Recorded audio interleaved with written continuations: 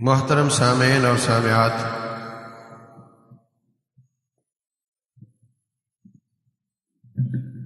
اللہ تبارک و تعالی فرماتے ہیں یہ آخرت کا گھر ہم نے اس کے لیے رکھا ہے جو دنیا میں تکبر نہیں کرتا، جو دنیا میں فساد نہیں مچاتا، اور عاقبت تو متقین کے لیے ہے۔ یہ آیت اللہ تبارک و تعالیٰ نے سورہ قصص میں قارون کا قصہ بیان کرنے کے بعد نازل فرمائی ہے۔ ان قارون کان من قوم موسیٰ فبغى علیہم، قارون موسیٰ علیہ السلام کی قوم میں سے تھا لیکن وہ باغی ہو گیا۔ وَآتَيْنَاهُ مِنَ الْكُنُوزِ مَا إِنَّ مَفَاتِحَهُ لَتَنُوءُ بِالْعُصْبَةِ أُولِي الْقُوَّةِ،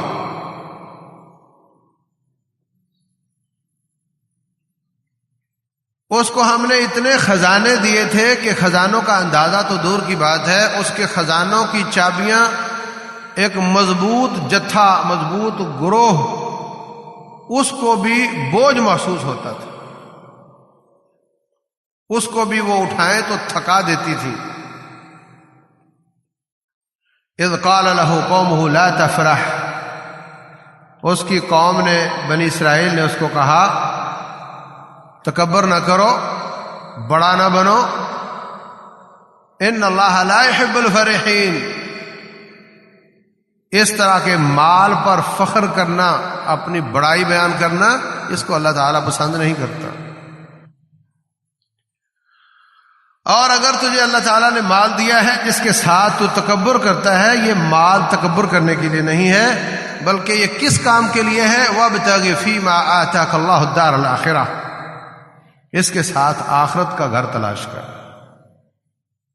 اس کو دے کر آخرت خرید۔ رسول اللہ صلی اللہ علیہ وسلم فرماتے ہیں ان الجنت طیبۃ التربۃ وعذبۃ الماء، جنت زمین بہت اچھی اور پانی بہت میٹھا ہے۔ جس علاقے کی زمین بہت اچھی اور پانی وافر اور میٹھا ہو، اس میں جو چاہو لگا دو، اچھا ہوگا۔ ولکنھا قیعان، لیکن جنت چٹیل میدان، خالی پلاٹ ہے۔ آپ نے یہاں سے اپنے اعمال کے ساتھ وہاں درخت لگانے ہیں، اپنے اعمال کے ساتھ وہاں پہ محل بنانے ہیں، وہ خالی پلاٹ ہے۔ رسول اللہ صلی اللہ علیہ وسلم فرماتے ہیں من بنا للہ مسجدا بنى اللہ لہ مثلہ فی الجنہ، جو اللہ کے لیے مسجد بناتا ہے، اللہ اسی طرح کا گھر اس کا جنت میں بناتا ہے۔ تو اپنے پیسے کے ساتھ دنیا میں بیٹھ کر آخرت کا گھر بنا۔ وابتغ فیما آتاک اللہ الدار الآخرہ، یہ پیسہ اگر اس کام کے لیے لگے گا تو یہ پیسہ بہت نعمت بن جاتا ہے۔ اللہ تبارک و تعالی نے قرآن حکیم میں مال کو فتنہ بھی کہا ہے اور مال کو فضل اللہ بھی کہا ہے۔ فرمایا فَإِذَا قُضِيَتِ الصَّلَاةُ فَانتَشِرُوا فِي الْأَرْضِ وَابْتَغُوا مِنْ فَضْلِ اللَّهِ، جب جمعے کی نماز ختم ہو جائے، جاؤ، جا کر کے علاقے میں گھوم جاؤ، پھر جاؤ، پھیل جاؤ، خرید و فروخت کرو، اللہ تعالیٰ کا فضل تلاش کرو۔ حافظ بن حزم رحمۃ اللہ علیہ باہر نکل کر ضرور کچھ نہ کچھ خریدتے تھے تاکہ اس آیت پر عمل ہو جائے۔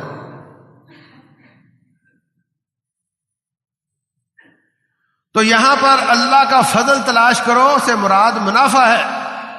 خرید و فروخت کرو گے، ایک دوسرے سے آپ کو نفع حاصل ہوگا، تو اس مال کو اللہ کا فضل قرار دیا۔ اور اسی مال کے بارے میں اللہ فرماتے ہیں انما اموالکم واولادکم فتنہ، مال اور اولاد فتنہ ہوتا ہے۔ تو جس کا مال تکبر کا سبب بنے، بغاوت کا سبب بنے، بڑائی بیان کرے اپنی، اس کی پریزنٹیشن کر کے اپنے آپ کو بڑا قرار دے۔ جس کا مال اسراف کے لیے، زیادتی کے لیے، ظلم کے لیے، فضول خرچیوں میں استعمال ہو، اس کا مال اس کے لیے فتنہ ہے۔ اور جس کا مال اس کی ذات پر کم اور آخرت کا گھر خریدنے کے لیے زیادہ استعمال ہو، اس کا مال اللہ کا فضل ہے۔ اس لیے فرمایا رب ذوالجلال والاکرام نے وَلَوْ بَسَطَ اللَّهُ الرِّزْقَ لِعِبَادِهِ لَبَغَوْا فِي الْأَرْضِ وَلَكِنْ يُنَزِّلُ بِقَدَرٍ مَا يَشَاءُ۔ اگر اللہ تعالیٰ سب کو کھلا مال دے، جتنا کوئی مانگے، تو یہ سارے ہی باغی ہو جائیں۔ آپ کو اپنی اولاد کا پتہ ہے نا، ان کی عادات کا معلوم ہے نا، حالانکہ آپ نے ان کو جنا نہیں، اللہ تعالیٰ نے آپ کو پیدا کیا ہے، وہ نہیں جانتا کہ آپ کی عادات کیا ہیں۔ الا یعلم من خلق وهو اللطیف الخبیر، وہ لطیف اور خبیر بھی ہے، اور پیدا بھی اس نے کیا ہے، وہ نہیں جانتا تمہاری عادات کو، تمہارے احوال کو، اس لیے وہ خود فرماتا ہے وَلَوْ بَسَطَ اللَّهُ الرِّزْقَ لِعِبَادِهِ لَبَغَوْا فِي الْأَرْضِ، اگر ہم تمہارے لیے مال کھلا چھوڑ دیں، جتنا چاہو اتنا ملے، تو تم باغی ہو جاؤ، باغی ہو جاؤ۔ وَلَوْلَا أَن يَكُونَ النَّاسُ أُمَّةً وَاحِدَةً، اگر اس بات کا خطرہ نہ ہوتا کہ ساری دنیا کفر پر جمع ہو جائے گی، سارے کافر ہو جائیں گے، کوئی مسلمان باقی نہیں رہے گا، لَجَعَلْنَا لِمَن يَكْفُرُ بِالرَّحْمَنِ لِبُيُوتِهِمْ سُقُفًا مِّن فِضَّةٍ وَمَعَارِجَ عَلَيْهَا يَظْهَرُونَ وَلِبُيُوتِهِمْ أَبْوَابًا وَسُرُرًا عَلَيْهَا يَتَّكِئُونَ وَزُخْرُفًا وَإِن كُلُّ ذَلِكَ لَمَّا مَتَاعُ الْحَيَاةِ الدُّنْيَا وَالْآخِرَةُ عِندَ رَبِّكَ لِلْمُتَّقِينَ۔ اللہ فرماتے پروگرام تو میرا یہ تھا کہ جتنا کوئی زیادہ میرا باغی ہو، جس قدر زیادہ میرا نافرمان ہو، کافر ہو، جتنا کفر میں، شرک میں بڑا ہوا ہو، اتنا ہی اس کو دنیا کا مال زیادہ دوں، یہاں تک کہ حالت یہ ہو کہ جو سب سے بڑے بڑے باغی ہیں ان کے پاس اتنا مال ہو کہ جب اپنا گھر بنائے، شٹرنگ کر کے اوپر سونا پگھلا کر ڈالیں، سونے اور چاندی کے محل ہوں، پلنگ اور دروازے، سیڑھیاں اور چھتیں سونے اور چاندی کے ہوتے۔ اگر میں ایسا کر دیا ہوتا تو پھر ساری دنیا کفر پر جمع ہو جاتی، ان کو دیکھ کر لوگوں کا ایمان ڈھل مل ہو جاتا، ایمان اور تقوی پگھل جاتا اور سارے کفر پہ جمع ہو جاتے۔ اس لیے میں نے بغاوت کے باوجود دیتا ان کو کچھ زیادہ ہی ہوں، لیکن پھر بھی کسی حد تک کنٹرول رکھا ہوا ہے تاکہ تمہارا ایمان باقی رہے، تمہارے ایمان پر ترس کرتے ہو۔ ایسا ہی ہوا اس کے ساتھ، بہت زیادہ مال تھا، مال فتنہ بن گیا، مال فتنہ بن گیا۔ کیسے؟ ایک تو یہ کہ اس کے ساتھ تکبر کرنے لگ گیا، اپنے اوپر مال خرچ کرتا، اپنی ہی اچھائی، بڑائی، بہتری اللہ واسطے نہیں دیتا تھا۔ رسول اللہ صلی اللہ علیہ وسلم کے پاس اتنا مال تھا آخری سالوں میں کہ جتنا اور کسی صحابی کے پاس نہیں تھا۔ ہر مارکے کا 5واں حصہ رب ذوالجلال نے آپ کو ذاتی طور پر دیا ہے۔ وَاعْلَمُوا أَنَّمَا غَنِمْتُم مِّن شَيْءٍ فَأَنَّ لِلَّهِ خُمُسَهُ وَلِرَسُولِهِ، اگر 5 کروڑ غنیمت آئی ہے تو 1 کروڑ نبی صلی اللہ علیہ وسلم کی ذاتی ہے، اور 4 کروڑ سارے صحابہ پر بانٹ دی جائے گی جو گئے تھے مارکے میں۔ آپ سونا اور چاندی بانٹتے تھے، غلام اور لونڈیاں بانٹتے تھے۔ آج تک دنیا نے کوئی ایسا سیٹ دیکھا جو غریبوں میں سونا بانٹتا ہو، غلام لونڈیاں بانٹتا ہو؟ اور طاس کے مارکے میں رسول اللہ صلی اللہ علیہ وسلم نے حضرت ابو سفیان جو ہفتہ پہلے مسلمان ہوئے ہیں 300 اونٹ دیے۔ اربوں کا اونٹ اگر 2 لاکھ کا بھی لگاؤ تو 100 اونٹ کتنے کا ہوا؟ آپ اندازہ کرو کہ 6 کروڑ ایک آدمی کو دیا ہے، اور جب ایک آدمی کو 6 کروڑ دیا ہے تو کل مال کا 5واں حصہ کتنا تھا جو نبی صلی اللہ علیہ وسلم کا ذاتی ہوگا؟ لیکن پیسہ اپنی ذات پر خرچ کرنے کی بجائے، غلام لونڈیاں اپنی اولاد کو دینے کی بجائے، اپنی حالت وہی فاقہ مستی کی رہی۔ آخری دن تک حالت یہ تھی کہ مہینہ مہینہ گھر میں آگ نہیں جلتی تھی، اور جب آخری دن تھا تو اس وقت بھی یہودی کے پاس زرہ گروی رکھ کر آپ نے اپنی بیویوں کے لیے جو لیے ہوئے تھے، کوئی پائی پیسہ آپ نے وراثت میں نہیں چھوڑا، سب کا سب اگر باغات تھے تو وہ صدقہ کر کے دنیا سے گئے۔ حالت اپنی یہ تھی مگر صدقہ بہت کیا۔ آپ طوفان کی طرح صدقہ کرتے تھے، طوفان جب آتا ہے وہ آپ کے گھر میں آرام کر کے آگے جاتا ہے، وہ آتا ہے اور چلا جاتا ہے، ایسے ہی مال آتا تھا اور نکل جاتا تھا، ٹکنے نہیں دیتے تھے۔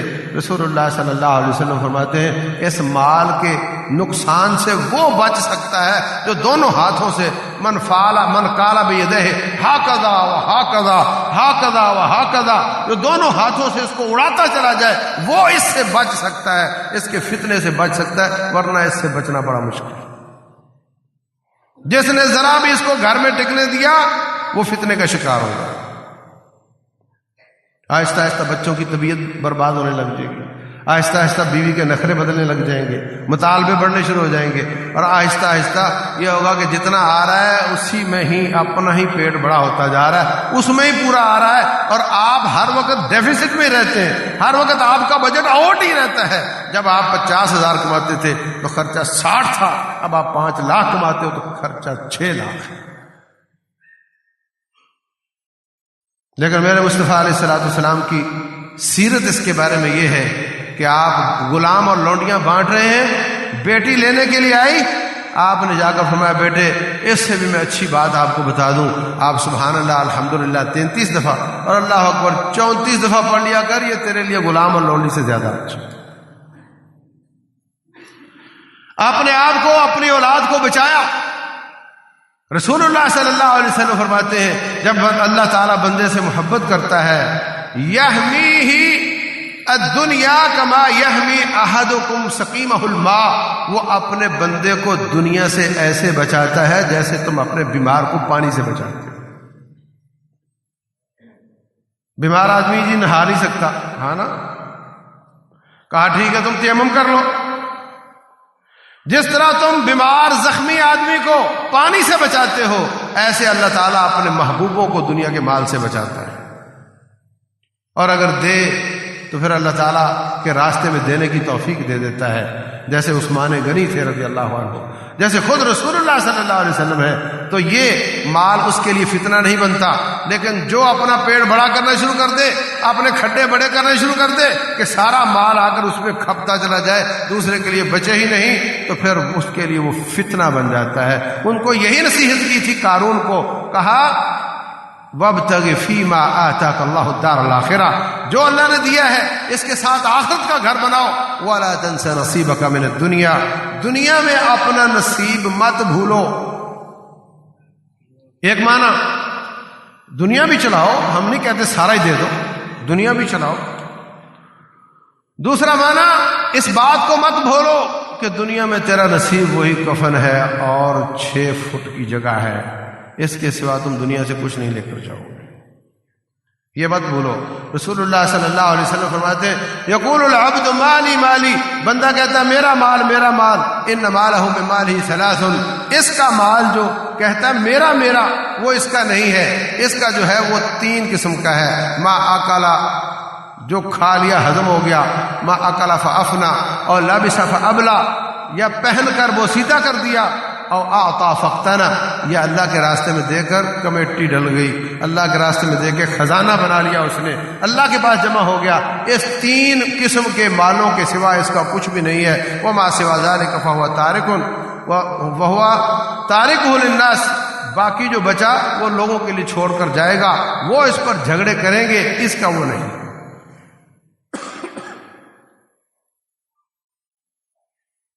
کہنے لگا تم کہتے ہو وابتغ فیما آتاک اللہ الدار الآخرہ، جو اللہ نے دیا ہے اس میں آخرت تلاش کروں.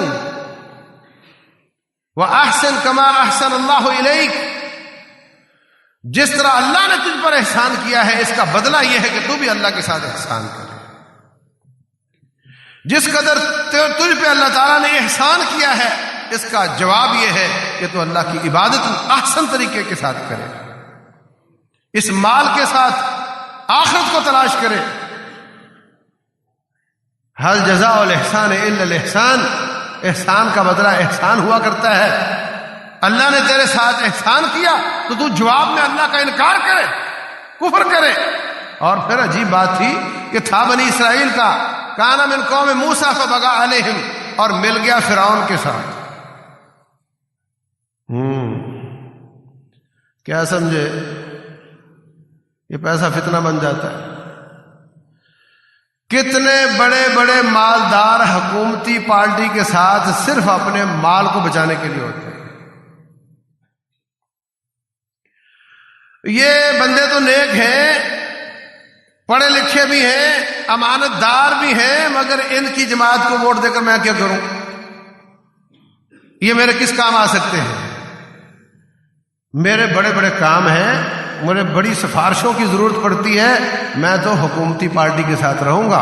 بعض لوگوں نے دو بھائی ہیں تو ایک اس بڑی پارٹی میں ہوتا ہے، دوسرا اس پارٹی میں ہوتا ہے، ان کی حکومت ہمیشہ رہتی. بھائی والی پارٹی کی حکومت بن گئی تو بھی میرے کام نکلتے رہیں گے، میری پارٹی کی حکومت بن گئی تو بھی میرے کام نکلتے رہیں گے. مال بچانے کے لیے، بڑھانے کے لیے، کرپشن چھپانے کے لیے حکومتوں کا سہارا لینا یہ سنت ہے قارون.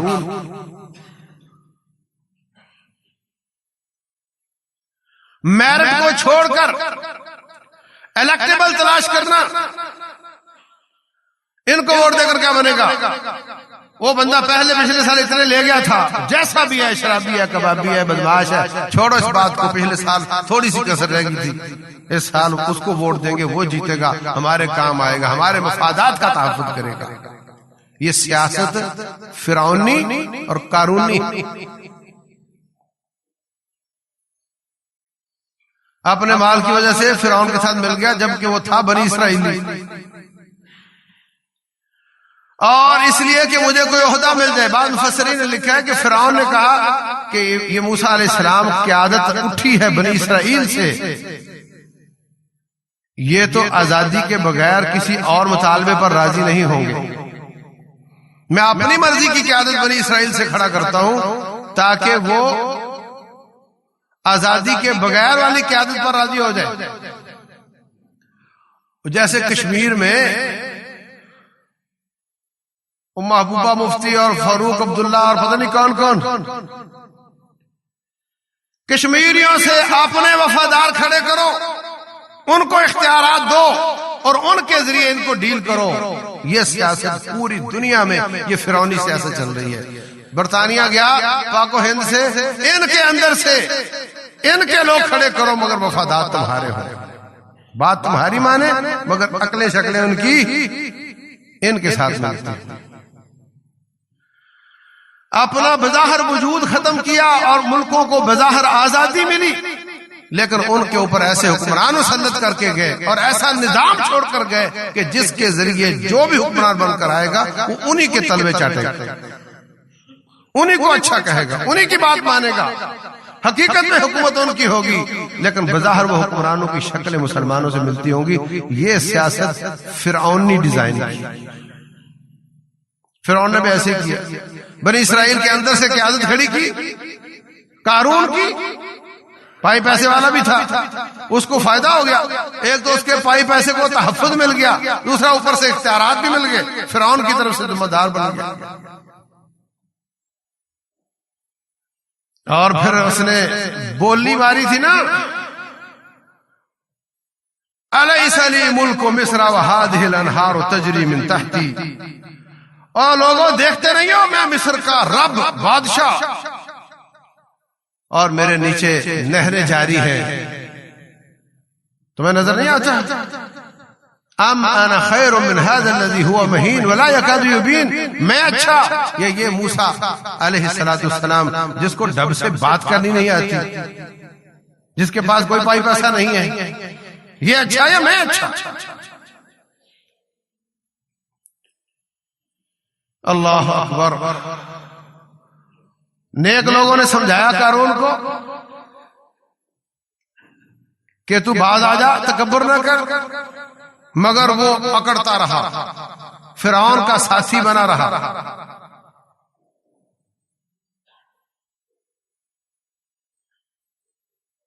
مکے والے بھی یہی بات کرتے تھے، اے نبی علیہ السلام اگر ہم آپ کا ساتھ دیں نتخطف من ارضنا، ہمیں تو اچک لیا جائے گا، ہمیں تو اٹھا لیا جائے گا، ہمیں تو اٹھا لیا جائے گا۔ نتخطف کا معنی ایسے پکڑ کے اٹھا لینا۔ اگر اے نبی علیہ السلام ہم آپ کی پیروی کریں، آپ کی وجہ سے تو تکلیفیں آئیں گی، میرے اپنے رشتہ دار میرے خلاف ہو جائیں گے، مجھے مکے میں ٹکنے نہیں دیں گے، مجھے گھر سے نکال دیا جائے گا، میں جہاں بھی جاؤں گا باقی دنیا کا کفر میرا مقابلہ کرے گا۔ ہم نہیں اتنا چل سکتے بھائی، ہمیں اپنا مال عزیز ہے، ہمیں اپنی اولاد عزیز ہے، ہم آپ پر ایمان اس لیے نہیں لاتے، اگر ہم آپ پر ایمان لائیں تو نتخطف من ارضنا، ہمیں اچک لیا جائے۔ یہ بھی سورہ قصص کیا ہے۔ یہ جو اعلان ہوا ہے رات جماعت کے بارے میں، ہمارے لیے کوئی خبر نہیں، ہمارے لیے کوئی خبر نہیں۔ اس اعلان کے بعد بھی لوگ کہیں گے ہم آپ کے ساتھ نہیں چل سکتے، اگر ساتھ چلیں گے تو ہمیں اچک لیا جائے گا۔ آپ کے ساتھ چلنے کی کوئی وجہ نہیں، آپ کے پاس ایک تو الیکٹیبل نہیں ہے، دوسرا آپ کی وجہ سے ہمیں تکلیفیں آئیں گی، ہم آپ کے ساتھ نہیں چل سکتے۔ فون مت کرنا، دکان پر مت آنا، کوئی تھوڑا ایمان تقوی والا ہوا تو کہے گا مسجد میں مل لیا کرو، کوئی کہے گا میں آپ کی مسجد میں بھی نہیں آؤں گا۔ آپ کے ساتھ چلیں گے تو نتخطف من ارضنا، ہمیں اٹھا لیا جائے گا، اچک لیا جائے گا۔ میرے بھائیو، یہ اللہ تعالیٰ کی سنت ہے، اللہ تعالیٰ چھنی لگاتا ہے، چھانتا ہے، پکے ہوتے ہیں وہ بچ جاتے ہیں، ڈٹ جاتے ہیں، کچے کچے نکل جاتے ہیں۔ یہ کوئی پہلی بار نہیں ہوا، بار بار ہمیں آزمایا گیا ہے۔ جب مدینہ پر حملہ کرنے کے لیے اتحادی فوجیں آئیں تو منافق کہنے لگے ہمیں کہا گیا تھا آپ کی مدد آسمان سے نازل ہوگی، کوئی مدد نہیں آئی، دشمن آ چکا ہے، اللہ کی مدد نہیں آئی۔ کہنے لگے ہمارے رب نے ہمارے ساتھ دھوکہ کیا۔ اور جو ایمان والے تھے وہ کہنے لگے ھذا ما وعدنا اللہ ورسولہ، یہ جو آج ہم خبریں سن رہے ہیں یہ کوئی خبر نہیں ہمارے لیے، ہمیں ہمارے نبی نے پہلے بتا دیا تھا کہ ایسا ہوگا۔ ھذا ما وعدنا اللہ ورسولہ وصدق اللہ ورسولہ، اللہ بھی سچا، اس کا رسول بھی سچا۔ کل ہمیں خالی بتایا تھا، آج اگر ہماری آنکھیں دیکھ رہی ہیں اس کا مطلب ہمارا رب بھی سچا، ہمارا رسول بھی سچا۔ وما زادهم الا ایمانا وتسلیما، اتحادی فوجوں کے آنے سے ان کا ایمان بھی زیادہ ہو گیا اور نبی صلی اللہ علیہ وسلم کی طاعت اور فرمانبرداری میں بھی اضافہ ہوا۔ تو عزیز بھائیو، اللہ تبارک و تعالیٰ فرماتے ہیں انہ من یتق ویصبر فان اللہ لا یضیع اجر المحسنین، جو لوگ میدانوں میں ڈٹے رہیں، اللہ تعالیٰ سے تعلق رکھیں، اللہ تعالیٰ ان کا عمل کبھی ضائع نہیں کرتا۔ انشاءاللہ جن لوگوں نے اپنا خون پیش کیا اللہ تعالیٰ ضائع نہیں کرے گا، جنہوں نے اپنی جوانیاں پیش کی، جنہوں نے اپنی صلاحیتیں پیش کی، اللہ تعالیٰ ضائع نہیں کرے گا۔ اور یہ طوفان آتے رہتے ہیں، سر نیچے کر لو گزر جائے گا، پھر کھڑے ہو جانا انشاءاللہ۔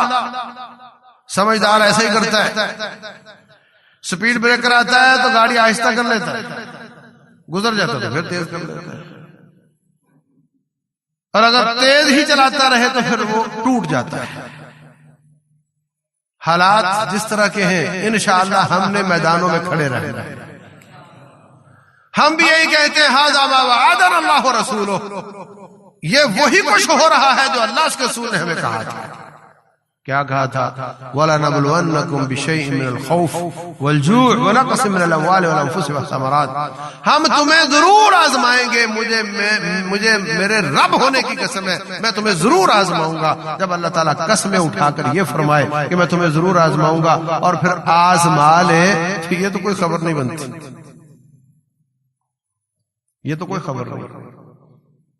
خبر تو یہ ہے کہ وہ قسمیں اٹھا کر فرمائے میں تمہیں آزماؤں گا اور پھر نہ آزمائے، یہ پریشانی کی بات ہے، یہ سوالیہ نشان ہے، کیونکہ اللہ سچا ہے، اس نے اگر نہیں آزمایا تو ہمارے اندر کوئی کمزوری ہوگی، اور اگر وہ آزماتا ہے اور اس نے کہا تھا میں آزماؤں گا تو یہ کوئی خبر نہیں ہے، کوئی پریشانی کی بات نہیں ہے انشاءاللہ۔ اور یاد رکھو افغانستان میں اتحادی فوجوں کی شکست کے بعد یہ چراغ سحری ہے۔ چراغ سحری کس کو کہتے ہیں؟ یہ بزرگ جو بچپن میں چراغ جلاتے رہے ان کو یاد ہوگا، جب چراغ کا تیل ختم ہو جاتا ہے نا تو پھر ایک دفعہ لائٹ تیز ہوتی ہے، پھر بعد میں بجھ جاتی ہے۔ یہ جو آخری جھٹکا دیتی ہے اس کو چراغ سحری کہتے ہیں۔ یہ بھی کافروں کا دباؤ آخری ہے، اس کے بعد انشاءاللہ پاکستان کو حقیقی آزادی عطا ہوگی۔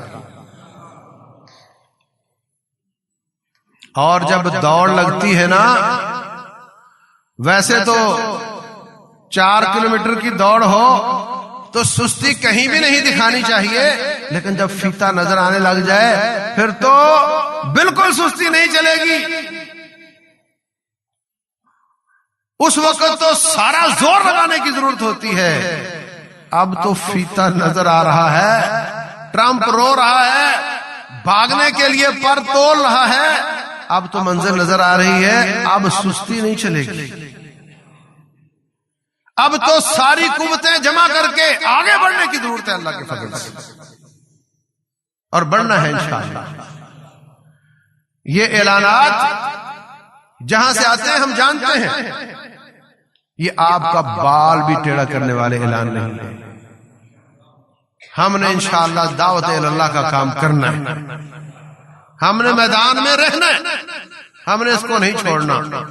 تو عزیز بھائیوں، اگر کوئی کہتا ہے کہ مجھے خطرہ ہو گیا اس لیے بات میں نہیں کروں گا، اللہ تعالیٰ پت جھڑ لگاتا ہے، گرنے والے گر جاتے ہیں اور جو بال گر جاتے ہیں ان کی جگہ اور آ جاتے ہیں، یہ اللہ کی سنت ہے۔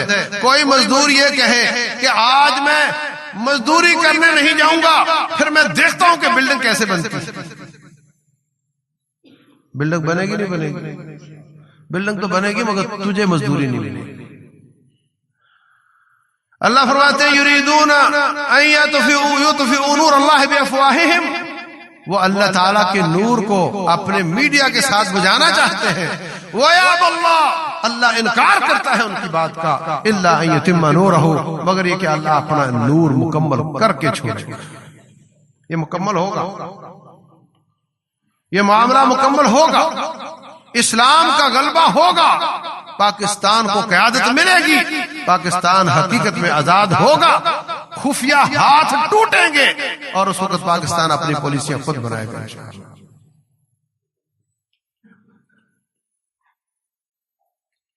تو جب اس کو نصیحت کی قارون کو، کہنے لگا یہ کیا بات ہوئی، اللہ نے مجھ پہ احسان کیا، مجھ پہ احسان کیا، انما اوتیتہ علی علم عندی، یہ تو میرے علم کا کمال ہے۔ اللہ نے کہاں دیا، یہ تو میرے علم کا کمال ہے، میں نے اپنے علم کے ساتھ اس کو حاصل کیا ہے۔ اللہ تعالیٰ کو غصہ آ گیا، اچھا تو دینے والے کا انکار کر رہا ہے، کہتا ہے میرے علم کے ساتھ مجھے ملا ہے۔ فخسفنا به وبداره الارض، ایک دن اپنے پورے نوکروں چاکروں کے ساتھ زرق برق لباسوں کے ساتھ اپنے محل کی پریزنٹیشن دی، مال دکھایا یہ میرے پاس ہے، اور تکبر کیا۔ اللہ تعالیٰ نے اس محل کے نیچے زمین کو اجازت دے دی، وہ محل سمیت زمین میں دس گیا۔ جب اس نے پریزنٹیشن دی، جب دکھایا اپنا مال، تو بڑے بڑے لوگوں کا ایمان ڈھل مل ہو گیا، کہنے لگے یا لیت لنا مثل ما اوتی قارون، کاش ہمیں بھی ایسا مال مل گیا ہوتا جیسا قارون کو ملا ہے۔ اور جب وہ زمین میں درس گیا تو پھر کہنے لگے اللہ تیرا شکر ہے ہم اس کے ساتھ نہیں تھے، اگر اللہ کا فضل نہ ہوتا تو ہمیں بھی ایسے ہی دنسا دیا جاتا جیسے آج قارون کو دنسا دیا گیا۔ اپنی پریزنٹیشن میں مجھے میرے علم کی وجہ سے ملا۔ بعض مفسرین اس کا معنی کیا ہے کہ اللہ نے مجھے اپنے علم کی وجہ سے دیا ہے۔ کیا معنی؟ اللہ جانتا تھا کہ میں حقدار ہوں، اسی لیے مجھے دیا۔ جیسے پچھلی حکومت، اس سے پچھلی حکومت والا کہتا تھا اللہ سب کو جس کو چاہتا ہے حکومت دیتا ہے، اس نے مجھے دی ہے تو مجھے چاہتا ہے۔ اللہ تعالیٰ فرماتے ہیں تم جانتے نہیں ہو تم سے پہلے کتنی قوموں کو اللہ تعالیٰ نے تباہ برباد کر دیا، ان کو بھی حکومتیں ملی تھیں مگر ان کو تباہ و برباد کر دیا۔ حکومت اللہ تعالیٰ کسی کو خوش ہو کر دیتا ہے، کسی کو چاہت تو ہوتی ہے مگر خوشی نہیں ہوتی۔ کیا سمجھے ہو؟ آپ پرنسپل بیٹھا ہوا ہے، پیپر ہو رہے ہیں بچوں کے، ایک بچہ اچھے پیپر حل کر رہا ہے، ایک بچہ مکھیاں مار رہا ہے، دونوں ہی پرنسپل کے چاہنے پر سکول میں بیٹھے ہوئے ہیں، مگر جو اچھا پیپر حل کر رہا ہے اس کے ساتھ پرنسپل محبت کرتا ہے، خوش ہوتا ہے، اور جو فیل ہونے والا ہے اس پر خوش نہیں ہوتا، مگر دونوں پرنسپل کی چاہت پر ہی پڑھ رہے ہیں۔ اگر وہ نہ چاہتا تو کوئی وہاں نہ پڑھتا۔ بات سمجھ آ گئی؟ چاہت محبت کے ساتھ، چاہت خوشنودی کے ساتھ یہ مومن کے ساتھ ہے، اور چاہت کراہت کے ساتھ، ناپسندیدگی کے ساتھ یہ کافر کے ساتھ۔ جب اللہ تعالیٰ کسی باغی کو حکومت دیتا ہے یا مال دیتا ہے، وہ چاہت رضامندی کے بغیر ہوتی ہے۔ اللہ اس پر خوش نہیں، مگر اس کی ایک چاہت ہے جو بغیر خوشی کے ہے، بغیر رضامندی کے ہے، اس کو مال بھی دیتا ہے۔ رسول اللہ صلی اللہ علیہ وسلم فرماتے ہیں اللہ تعالیٰ مال اس کو بھی دیتا ہے جس کو چاہتا ہے اور جس کو نہیں چاہتا ہے، لیکن ایمان اس کو دیتا ہے جس کو صرف چاہتا ہے، آخرت اس کو دیتا ہے جس کو چاہتا ہے، جس سے محبت کرتا ہے۔ تو کہنے لگا اللہ کو پتہ ہی تھا میں کیسا ہوں، اس نے مجھے دیا تو مطلب وہ مجھے پسند کرتا ہے۔ بعض لوگوں کو اللہ مال دے کر آزماتا ہے، وہ اس کے لیے آزمائش ہوتی ہے۔ وَنَبْلُوكُمْ بِالشَّرِّ وَالْخَيْرِ فِتْنَةً، ہم تمہیں شر سے بھی آزماتے ہیں، ہم تمہیں خیر کے ساتھ بھی آزماتے ہیں۔ یہ اللہ کی آزمائش۔ اور جو مال چھننے پر آزمایا جاتا ہے اس کی آزمائش چھوٹی ہوتی ہے، اور جو مال دے کر آزمایا جاتا ہے اس کی آزمائش بڑی ہوتی ہے، اس کا بچنا مشکل ہوتا ہے۔ اور بعض لوگوں کو مال اللہ تعالیٰ بطور سزا دیتا ہے۔ اللہ فرماتے ہیں فَلَا وَلَا تُعْجِبْكَ أَمْوَالُهُمْ وَلَا أَوْلَادُهُمْ، اے میرے پیارے حبیب ان کے مال اور اولاد ان کو دیکھ کر تعجب میں نہ جانا کہ یہ اللہ کے باغی تھے پھر اللہ نے اولاد اور مال کیوں دے دیا۔ انما یرید اللہ ان یعذبہم بہا فی الحیات الدنیا، اللہ تعالیٰ چاہتا ہے کہ ان کو مال اور اولاد کے ساتھ دنیا میں سزا دے، وَتَزْهَقَ أَنفُسُهُمْ وَهُمْ كَافِرُونَ، اور یہ کفر پر مرے تو آخرت میں جہنم میں جائیں۔ مال اور اولاد بعض لوگوں کو بطور سزا ملتے ہیں۔ دلیل اس کی نہ مال سکون کا سبب بنتا ہے، نہ اولاد سکون کا سبب بنتی ہے۔ نہ مال سے سکون ملتا ہے، ہر وقت خطرہ، ادھر سے کوئی نہ آ جائے، ادھر سے کوئی نہ آ جائے، رات کو نیند نہیں آتی۔ نیب والوں کو نہ پتا چل جائے، وہ فلاں پکڑا گیا وہ نہ بول دے، فلاں پکڑا گیا وہ نہ بیان دے دے، نیند نہیں آتی، وہ مال ان کے لیے عذاب ہے، مال استعمال میں نہیں آتا۔ جس طرح آپ کا نوکر آپ کے پیسے سنبھالتا، آپ کا اکاؤنٹنٹ کیشیئر پیسے سنبھالتا، تنخواہ لیتا ہے، اس کو پیسے سے کوئی لینا دینا نہیں، وہ صرف پیسے کو ہاتھ لگاتا ہے نوکری کرتے ہوئے، ایسے یہ ظالم پاکستان کا پیسہ سوئٹزرلینڈ میں بھیجتے ہیں، یہ کافروں کے نوکر ہیں، باقی وہاں جا کر ان کو ملتا کچھ نہیں، یہ استعمال نہیں کر سکتے، ان کے کام نہیں آتا، یہ صرف گناہ لیتے ہیں پاکستان کا مال باہر بھیج کر، وہاں پر ان کے استعمال کا نہیں۔ بینظیر نے کیا استعمال کر لیا سرے محل کو، دوسروں نے کیا کر لیا؟ فرمایا اللہ تعالیٰ ان کو مال اور اولاد دیتا ہے تاکہ ان کو دنیا میں عذاب دے اس کے ساتھ۔ جس کا مال دنیا میں رہ کر آخرت بنانے کے کام آتا ہے وہ اللہ کا فضل بھی ہے، نعمت بھی ہے، اور جس کا مال فتنہ، آزمائش اور دنیا کے عذاب کی شکل کا ہوتا ہے وہ اللہ کی محبت کی نشانی نہیں ہوتا، وہ اللہ کی محبت کی نشانی نہیں ہوتا۔ تو کہنے لگا اللہ کو پتہ ہی تھا نا میں کیسا ہوں، اس لیے اللہ نے مجھے مال دیا، اس کا مطلب اللہ محبت بھی کرتا ہے۔ اللہ اکبر، جانتے نہیں اولم یرو ان اللہ اہلک من کان، اللہ تعالیٰ نے ہلاک کر دیا من ہوا اشد منہ قوۃ واکثر جمعا، جو اس سے بھی بڑی قوت والا، اس سے بھی زیادہ مال جمع کرنے والا تھا۔ اس سے ثابت ہوتا ہے قارون سے بڑے بڑے قارون بھی دنیا میں گزرے، ان کو ہم نے ہلاک کر دیا، تجھے بھی آزمانے کے لیے دیا ہے، اگر اس کے ساتھ اللہ کو خوش کر لے گا تو ٹھیک ہے، ورنہ تجھے بھی اس مال کے ساتھ عذاب ہوگا۔ اور ایسا ہی ہوا، پورے محل سمیت زمین میں درس گیا۔ رسول اللہ صلی اللہ علیہ وسلم فرماتے ایک شخص تکبر کرتے ہوئے اپنی چادر کو زمین پر گھسیٹتا ہوا جا رہا تھا، اللہ تعالیٰ نے اس کو زمین میں دنسا دیا، فرمایا قیامت تک وہ دنستا ہی چلا جائے گا۔ بعض مفسرین نے کہا اس سے مراد قارون ہی ہے۔ فرمایا تین قسم کے لوگ، ثلاثۃ لا یکلمہم اللہ ان سے بات نہیں کرے گا، ولا یزکیہم اللہ ان کو پاک نہیں کرے گا، ولا ينظر الیہم اللہ ان کی طرف دیکھے گا بھی نہیں، وَلَهُمْ عَذَابٌ عَلِيمٌ ان کے لیے دردناک عذاب ہوگا۔ المسبل ازارہ، جو شلوار پتلون ٹخنے سے نیچے رکھتا ہے وہ، والمنان احسان جتلانے والا، اور جھوٹی قسم اٹھا کر اپنا مال بیچنے والا، ان کے لیے نہ اللہ دیکھے گا نہ پاک کرے گا، نہ دیکھے گا نہ پاک کرے گا، اور ان کے لیے دردناک عذاب ہوگا۔ ان میں ایک یہ بھی ہے، ہم اس کو چھوٹا گناہ سمجھتے ہیں۔ ابو بکر صدیق رضی اللہ عنہ آئے، کہنے لگے اللہ کے رسول میں اوپر چادر کرتا رہتا ہوں لیکن وہ پھر بھی کبھی نیچے ہو جاتی ہے، تو آپ نے تو بڑی سخت وعید بیان فرمائی ہے۔ فرمایا تو ان میں سے نہیں ہے جو بھی اوپر کرتا رہتا ہو اور کبھی سستی سے نیچے چلی جائے، وہ ان میں سے نہیں ہے، اور جو نماز پڑھ کر خود نیچے کرتا ہو وہ کہ میں ابو بکر ہو گیا۔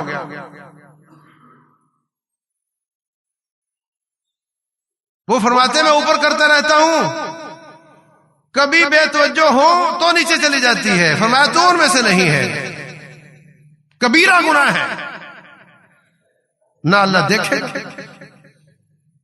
نہ اللہ پاک کرے گا نہ اللہ بات کرے گا، اور ان کو دردناک عذاب ہوگا۔ 4 لال گائے ہیں اللہ تعالیٰ نے اس بات پر، اور میرا رب لوگوں کی فرما برداری ہمیشہ انہی چیزوں سے ہی ماپتا تولتا چیک کرتا ہے جن کو لوگ چھوٹی چھوٹی باتیں سمجھتے ہیں۔ تو میرے عزیز بھائیوں، ہم نے انشاءاللہ تکبر نہیں کرنا، اپنے مال پر فخر نہیں کرنا، اپنے علم پر فخر نہیں کرنا، میرے علم کے ساتھ ملا ہے، کتنے MBA کیے ہوئے نوکر ہوتے ہیں اور سیٹھ کو سائن کرنے نہیں آتے، ہاں نا؟ کوئی کہے میری چلاکی نہیں، بڑے بڑے چلاک جاب لیس پھرتے ہیں، نہ چلاکی سے، نہ علم سے، نہ زیادہ محنت سے۔ اللہ تعالیٰ نے پیدا ہونے سے پہلے جتنا لکھا ہے اتنا مل جاتا ہے۔ رسول اللہ صلی اللہ علیہ وسلم فرماتے ہیں القی فی روعی، اللہ نے میرے دل میں بات ڈالی، ان النفس لن تموت حتی تستکمل رزقها، کوئی شخص اس وقت تک نہیں مرے گا جب تک اپنا رزق پورا نہ کرے، جو لکھوا کر لائے وہ پورا ہو کر رہے گا۔ فاجملوا فی الطلب، بس طریقہ کمانے کا اچھا رکھو، حلال کا رکھو، اللہ ضرور وہ دے دے گا جتنا آپ نے لکھوایا تھا یا اللہ نے لکھا تھا، اور باقی رہا زیادہ محنت سے زیادہ نہیں ملے گا، زیادہ چلاکی سے زیادہ نہیں ملے گا، زیادہ پڑھے لکھے ہونے کی وجہ سے نہیں، بلکہ یہ اللہ کی تقسیم ہے، وہ جس کو چاہتا ہے جس طرح دیتا ہے، اس پر پریشان ہونے کی ضرورت نہیں، یہ تو طے شدہ ہے، بس آپ دیکھو آپ کماتے کس طریقے سے ہو اور لگاتے کہاں۔ اللہ تبارک و تعالی ہمیں اس دنیا کے مال کے ساتھ آخرت بنانے کی توفیق دے۔ رب ذوالجلال ہر آنے والے دن میں کچھ نہ کچھ اس گھر میں بھیجتے رہو، اس گھر میں بھیجتے رہو۔ رسول اللہ صلی اللہ علیہ وسلم فرماتے ہیں سبحان اللہ کہنے سے اس گھر میں آپ کا درخت لگ جاتا ہے، الحمدللہ کہنے سے لگ جاتا ہے۔ جو 12 رکعتیں پڑھتا ہے جن کو سنت موقدہ کہتے ہیں، فرمایا اللہ تعالیٰ اس کا جنت میں محل بنا دیتا ہے۔ اللہ تعالیٰ عمل کی توفیق دے، وما علینا الا